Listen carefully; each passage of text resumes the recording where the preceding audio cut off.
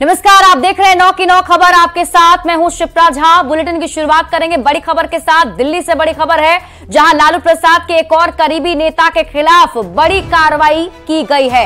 RJD नेता सुभाष यादव के खिलाफ सर्च ऑपरेशन की कार्रवाई चल रही है। रेत माफियाओं से संबंधित मामले में आज ये बड़ी कार्रवाई। सूत्र के मुताबिक करीब आधा दर्जन लोकेशन पर सर्च ऑपरेशन की कार्रवाई चल रही है। सुभाष यादव को लालू प्रसाद परिवार के बेहद करीबी माना जाता है। सुभाष यादव के खिलाफ बिहार में 14 मुकदमे चल रहे हैं। आपको बता दें, सुभाष यादव पर लालू प्रसाद, राबड़ी देवी और उनके परिजनों को फ्लैट जमीन देने के आरोप लगते रहे हैं। वो ब्रॉडसन कंस्ट्रक्शन प्राइवेट लिमिटेड नाम की कंपनी चलाते हैं। तो इस वक्त की बड़ी खबर आपको दिल्ली से बता रहे हैं संवाददाता शंकर आनंद अधिक जानकारी के साथ जुड़े हुए हैं। शंकर, किन किन ठिकानों पर सर्च ऑपरेशन चल रहे हैं और कब से ये कार्रवाई चल रही है? केंद्रीय जांच एजेंसी ईडी यानी प्रवर्तन निदेशालय के द्वारा एक बड़ी कार्रवाई को अंजाम देते हुए आज तकरीबन 7 से 8 लोकेशन पर सर्च ऑपरेशन की कार्रवाई को अंजाम दिया जा रहा है। और ये सर्च ऑपरेशन जो है वो रेत माफियाओं के खिलाफ है। रेत माफियाओं की अगर बात करें तो सुभाष यादव का नाम सामने आया है। सुभाष यादव जो आरजेडी पार्टी के नेता भी हैं और ये आरजेडी पार्टी की तरफ से ही झारखंड में चतरा में ये लोकसभा चुनाव के दौरान में ये उम्मीदवार भी रहे थे। हालांकि वो उस वक्त में चुनाव हार गए थे, लेकिन इन्हें लालू परिवार का बेहद करीबी माना जाता है और आरजेडी पार्टी में भी इनको काफी वरिष्ठ नेता के तौर पे जाना जाता है। लेकिन जिस तरह से इनकी जो कई कंपनियां हैं वो कंपनियां जांच एजेंसी के रडार पर आई और जिस तरह से मनी लॉन्ड्रिंग एक्ट के तहत आज कार्रवाई को अंजाम दिया जा रहा है और जिस तरह से ये माफियाओं के साथ में एक कहा जा सकता है कि का कारोबार और कारोबार के साथ साथ जो पैसों का जो अवैध तौर पर जो ट्रांजैक्शंस हुए हैं इससे संबंधित कुछ इनपुट्स मिले थे। उसी के आधार पर आज ये सर्च ऑपरेशन की कार्रवाई को अंजाम दिया जा रहा है। और जो सर्च ऑपरेशन की कार्रवाई जो है वो ज्यादातर आज पटना के आसपास है। पटना और पटना के आसपास में इस सर्च ऑपरेशन को अंजाम दिया जा रहा है। तो एक तरह से कह सकते हैं कि रेत माफियाओं के खिलाफ आज एक बड़ी कार्रवाई है और ईडी की जो पटना यूनिट है उसके द्वारा इस सर्च ऑपरेशन को अंजाम दिया जा रहा है। लेकिन सर्च ऑपरेशन के दौरान में अलग अलग यूनिट के भी अधिकारियों को बुलाया गया है, जिसमें पटना के बाहर अपने बिहार के बाहर के भी अधिकारी जो है उस जांच सर्च ऑपरेशन की कार्रवाई को अंजाम दे रहे हैं। तो एक तरह से कहा जा सकता है कि सुभाष यादव जो बेहद चर्चित एक नेता है आरजेडी पार्टी में, उनके खिलाफ ये सर्च ऑपरेशन है।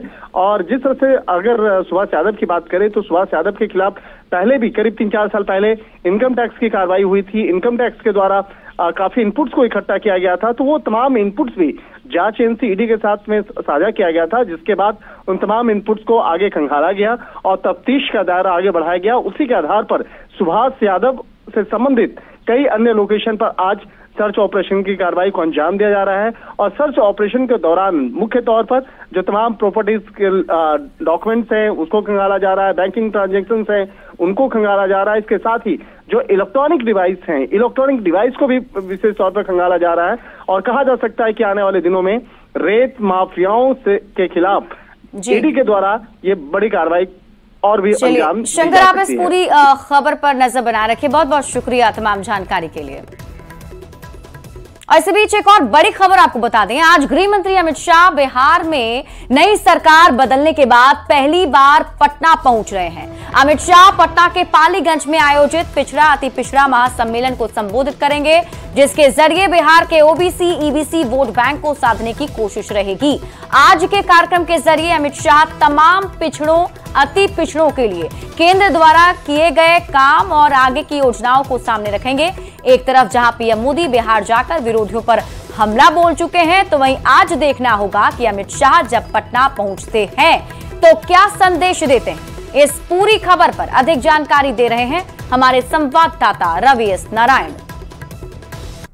मंत्री अमित शाह बिहार में नए सरकार बनने के बाद पहली बार पटना आ रहे हैं और पटना के पालीगंज में पिछड़ा और अति पिछड़ा का महासम्मेलन है, जिसको गृह मंत्री अमित शाह संबोधित करेंगे। और यहां से न सिर्फ संबोधित करेंगे बल्कि एक ढंग से कहिए कि बिहार में पिछड़ा और अति पिछड़ा को लेकर के वोट बैंक को पूरी तरह से साधने की कोशिश करेंगे। और कई मायनों में अमित शाह का जो पटना का जो दौरा है, पालीगंज में जो आज कार्यक्रम है, वो बिल्कुल खास है। आपको यहाँ पे जिस ढंग से नए जातीय गणना हुए हैं, उसमें लगभग 63% जो वोट हैं वो पिछड़ा और अति पिछड़ा का है। तो आप जरा जानिए कि 63% वोट अगर एकजुटता को किया जाए तो बिहार की जो सियासत है, बिहार में 40 सीटों पर जीत है, वो सबसे मजबूत हो सकता है। बीजेपी के जो प्रवक्ता हैं वो हमारे साथ है।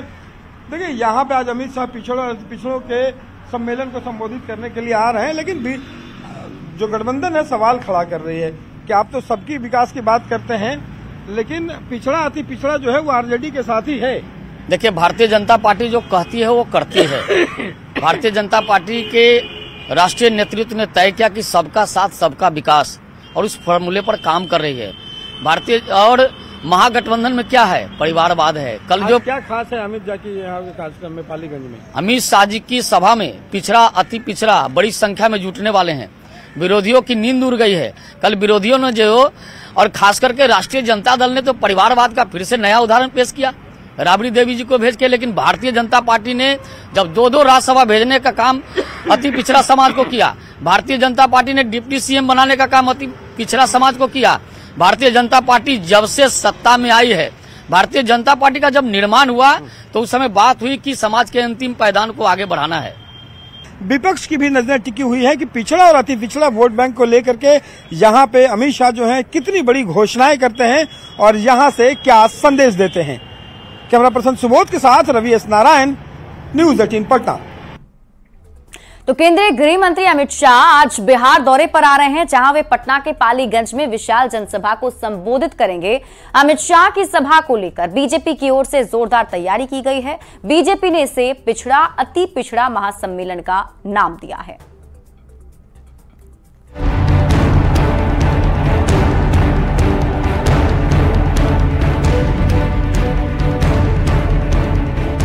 चुनाव की तारीखों का ऐलान भले न हुआ हो, चुनावी रैलियां और बड़े बड़े नेताओं के दौरे शुरू हो गए। 5 दिन के अंदर प्रधानमंत्री नरेंद्र मोदी के 2 बिहार दौरे और 3 जनसभाएं हो चुकी हैं। रक्षा मंत्री राजनाथ सिंह का भी दौरा हो चुका है।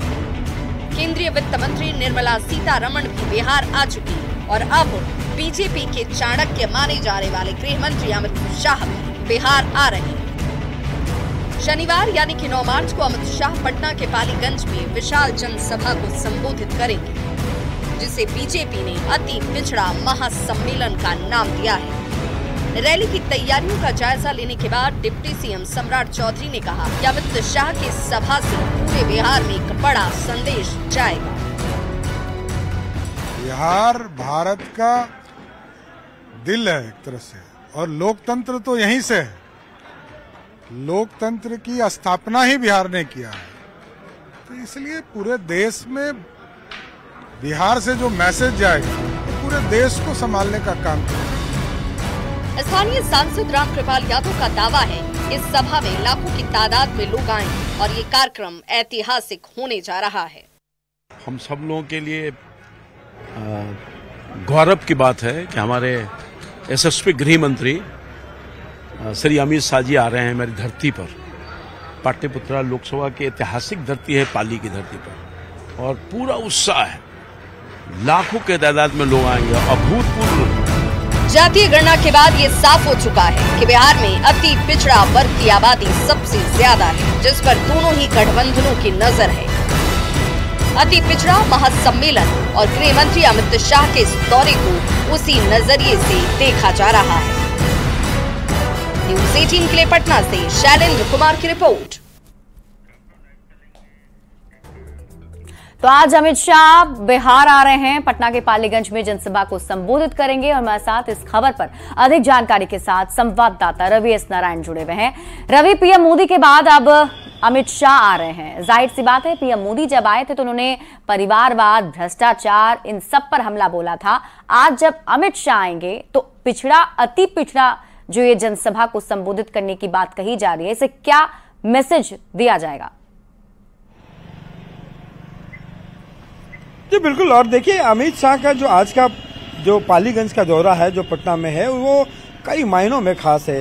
पहली बार जब प्रधानमंत्री यहाँ पे पहुंचे थे तो सीधा सीधा एकदम कह लें कि एजेंडा उन्होंने सेट किया कि विकास योजनाओं को 21,000 से ज़्यादा करोड़ के जो योजनाएं थे उसको घोषणाएं की, बिहार के लोगों को तोहफा दिया। वहीं परिवारवाद और जंगल राज को लेकर के विरोधियों पर सीधा हमला बोला। लेकिन स्ट्रैटेजी के दूसरा पार्ट में जब गृह मंत्री यहां पहुंचते हैं तो बिहार के जातीय जनगणना में सामने आए जो सबसे बड़ा वोट बैंक है, 36% वोट बैंक जो है वो ओबीसी, 27% जो वोट बैंक है ईबीसी, दोनों मिलाकर के अगर देखें तो लगभग 63% वोट हो जाते हैं। और इस दोनों वोट को आज महासम्मेलन के जरिए बिहार भर के तमाम जो लोग हैं वो यहाँ पे पहुंचेंगे और अमित शाह आज के जो सभा है उसमें बताएंगे कि केंद्रीय योजनाओं से कैसे ओबीसी और ईबीसी को लाभ पहुंचाया जा रहा है और आने वाले दिनों में जो योजनाएं हैं वो कितनी बड़ी योजना है। लेकिन दूसरी जो खास बात यह है पालीगंज, जहां पे ये कार्यक्रम पहला किया जा रहा है, नई सरकार बनने के बाद अमित शाह जो पहली बार आ रहे हैं, उस जगह कई मायनों में खास है क्योंकि आप देखेंगे कि पालीगंज जो लोकसभा है और जो मगध का क्षेत्र है, अगर जहानाबाद कह लें, आप पटना कह लें, तो लोकसभा में पाटलिपुत्रा जो है वो बीजेपी के कब्जे में है। लेकिन अगल बगल के तमाम लगभग 1 दर्जन जो विधानसभा का जो सीट है उसमें बीजेपी का एक भी अति पिछड़ा जो है वो विधायक नहीं है। तो ये एक खास बात है जहां पे अमित शाह की जो कार्यक्रम है पिछड़ा और अति पिछड़ा को रखा गया है ताकि वो एक साथ जहानाबाद के लोकसभा हो, पाटलिपुत्रा हो या फिर बगल में आरा हो, इन तमाम लोकसभा के जो क्षेत्र हैं उसको प्रभावित किया जाए, वहां के लोगों को संदेश दिया जाए। तो वहां से आज अति पिछड़ा के जरिए जो है लोग 3 लोकसभा सीट और एक ढंग से कहें कि लगभग 1 दर्जन विधानसभा सीटों को भी वो अपना संदेश देंगे। जी रवि, जरा ये भी बताएं कि आज अमित शाह के साथ मंच पर कौन कौन मौजूद होंगे, क्योंकि एनडीए के जो घटक दलों के नेता हैं उनमें से किसी की मौजूदगी इसमें होने जा रही है? जी बिल्कुल, आज के अमित शाह के जो कार्यक्रम है उसमें बीजेपी के जो तमाम बड़े नेता हैं वो तो रहेंगे ही। लगभग 12 बजे अमित शाह 12 से 12:30 के बीच यहाँ पे पटना में पहुंचेंगे और पहुंचने के बाद सबसे पहला जो कार्यक्रम है पटना एयरपोर्ट के ठीक बगल में ICAR है, जहाँ पे कैलाशपति मिश्र का जो प्रतिमा है वो लगी है, उनका अनावरण जो है वो अमित शाह करेंगे। उसके बाद सीधे वो पालीगंज जाएंगे जहाँ पे माना जा रहा है कि इनके जो सहयोगी जो घटक दल हैं उसमें पशुपति पारस हों और जो तमाम लोग हों, उपेंद्र कुशवाहा हों, वो भी वहां पे पहुंच सकते हैं। लेकिन सबकी नजरें इस बात पे भी टिकी है कि चिराग पासवान जो पिछले प्रधानमंत्री के 2 बार जो यहाँ पे आए हैं, लगभग 3 सभाएं उन्होंने की है, उसमें वो नदारत रहे हैं। पिछले दिनों अमित शाह से और जेपी नड्डा से चिराग पासवान की बातचीत भी जाकर के दिल्ली में हुई। तो क्या चिराग पासवान संतुष्ट हैं? क्या आज अमित शाह के जो कार्यक्रम है उस पर मौजूद रहेंगे? इस पर भी लोगों की नजरें बनी रहेंगी। जी बिल्कुल रवि, इस पर नजर तो रहेगी। खासतौर पर 4 घंटा जो है अमित शाह पटना में बिताने वाले हैं। इसके बाद भी कुछ कार्यक्रम है, क्योंकि जब भी अमित शाह आते तो बीजेपी के कार्यकर्ताओं में जोश तो होता ही है, लेकिन जिस तरीके से इस बार 370 का टारगेट सेट किया गया है उसको लेकर भी कोई मंत्र बीजेपी के कार्यकर्ताओं को, नेताओं को देने वाले हैं अमित शाह? देखिए, आज का जो कार्यक्रम लगा है वो पालीगंज से सीधा एयरपोर्ट पहुंचेंगे और वहां से दिल्ली के लिए रवाना होंगे। पहले ये तय किया जा रहा था, माना जा रहा था कि अमित शाह हो सकता है कि जो बीजेपी के जो प्रदेश कार्यालय है वहां पे भी पहुंचे, अपने नेताओं के साथ बात हो। लेकिन अभी का जो कार्यक्रम है वो सीधा पालीगंज में जो कार्यक्रम होगा वहां से वो सीधे दिल्ली के लिए रवाना होंगे, क्योंकि अभी जो वक्त है लगातार वो बीजेपी के साथ साथ एनडीए के जो घटक दल हैं उनके साथ सीट बंटवारे को लेकर के लगातार जो दौरे हैं, लगातार बातचीत चल रही है। पिछले दिनों चिराग से मुलाकात हुई, माना जा रहा है कि जीतन राम मांझी, उपेंद्र कुशवाहा, सबसे अलग अलग जो है वो अमित शाह मिलेंगे। चलिए रवि, आप इस पूरी खबर पर नजर बनाए रखिए, वापस भी आपसे अपडेट लेंगे। इंतजार है अमित शाह के पहुंचने का। बहुत बहुत शुक्रिया तमाम जानकारी के लिए। बढ़ते हैं आगे और बड़ी खबर आपको बता दें, लोकसभा चुनाव की हलचल से जुड़ी बड़ी खबर सामने आ रही है। चतरा दौरे पर आएंगे रक्षा मंत्री राजनाथ सिंह। 14 मार्च को चुनावी रणनीति पर मंथन होगा। आपको बता दें 4 लोकसभा सीट पर चर्चा करेंगे। चतरा, पलामू पर मंथन किया जाएगा और इसके साथ ही हजारीबाग, कोडरमा पर भी फोकस किया जाएगा। बीजेपी नेताओं के साथ चर्चा करने वाले हैं। तो इस वक्त की बड़ी खबर आपको बता रहे हैं, चतरा दौरे पर आने वाले हैं रक्षा मंत्री राजनाथ सिंह।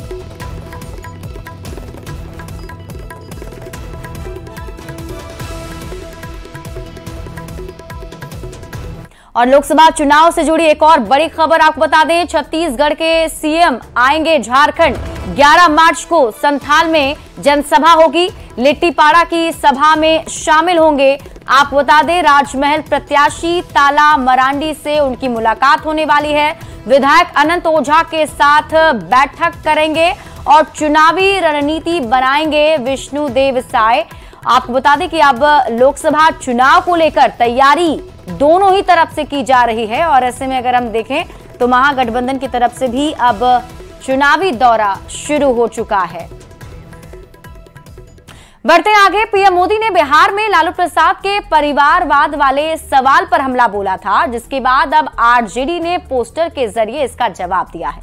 आरजेडी कार्यालय के सामने लगे नए पोस्टर में बीजेपी के उन नेताओं के नाम लिखे हैं जिनके पुत्र राजनीति में हैं। साथ ही आपराधिक मुकदमे चलने वाले बीजेपी नेताओं का भी जिक्र है।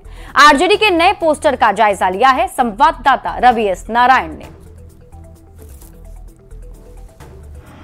इस लोकसभा चुनाव को लेकर प्रचार जो है वो धुआंधार ढंग से जारी है और एक दूसरे पर हमलावर भी हैं। यहाँ पे लालू प्रसाद यादव ने रैली में जब प्रधानमंत्री पर सवाल खड़ा किया तो प्रधानमंत्री ने बिहार पहुंचते ही परिवारवाद और खास करके लालू परिवार पर सवाल खड़े करते हुए यहाँ पे एजेंडा सेट किया।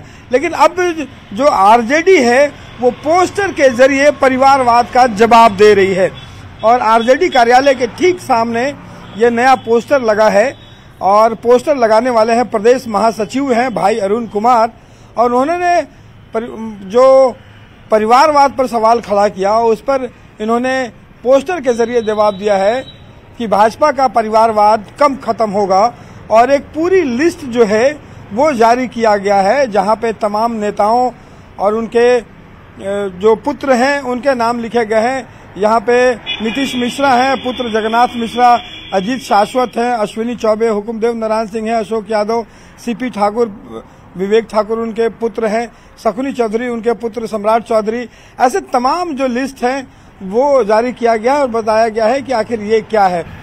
यहाँ पे भाई अरुण है जिन्होंने पोस्टर लगाया वो भी हमारे साथ है। देखिए ये तो सीधा सीधा कहा गया कि यहाँ पे प्रधानमंत्री ने भी कहा, ये पोस्टर के जरिए क्या कहना चाहते हैं? नहीं, जो प्रधानमंत्री जी ने कहा कि हमारा 125 करोड़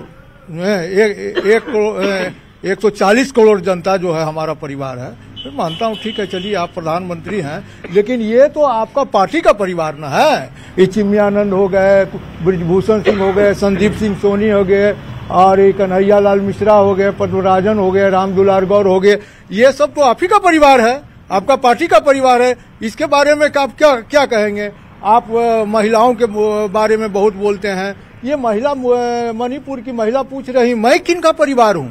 बताएं मोदी जी, अगर आप परिवार हैं तो एक बार इनके बारे में भी तो बोल देते कि जो महिलाओं के साथ उत्पीड़न हो रहा है उसके साथ मैं खड़ा हूं। कभी उन्होंने नहीं बोला। आरजेडी जो है वो पोस्टर के जरिए बता रही है कि परिवारवाद भाजपा में भी है, लेकिन सबसे बड़ा सवाल है कि जनता जब वोट देने जाएगी 2024 में तो वो तय करेगी कि आखिर परिवारवाद कहाँ है और कैसे वोट डालना है।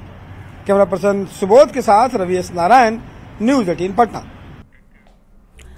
झारखंड में वीआईपी सुरक्षा को लेकर हुई बैठक में बड़ा फैसला लिया गया है। पूर्व मुख्यमंत्री हेमंत सोरेन की पत्नी कल्पना सोरेन को राज्य सुरक्षा वर्गीकरण समिति ने वाई कैटेगरी की सुरक्षा देने का फैसला लिया है। झारखंड के वीआईपी की सुरक्षा पर खतरे को देखते हुए समीक्षा की गई थी। इस बैठक में राज्य के 119 लोगों की सुरक्षा पर मंथन हुआ, जिसमें Z+, ZY और X कैटेगरी की सुरक्षा में शामिल नामों पर चर्चा की गई।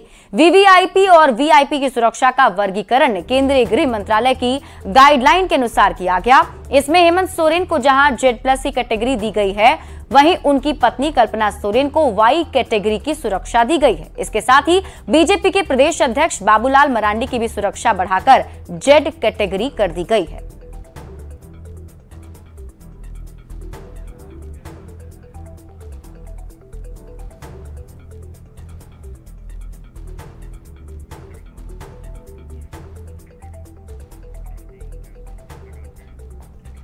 और फिलहाल इस बुलेटिन में अभी के लिए बस इतना ही। आप देखते रहिए न्यूज 18 बिहार झारखंड।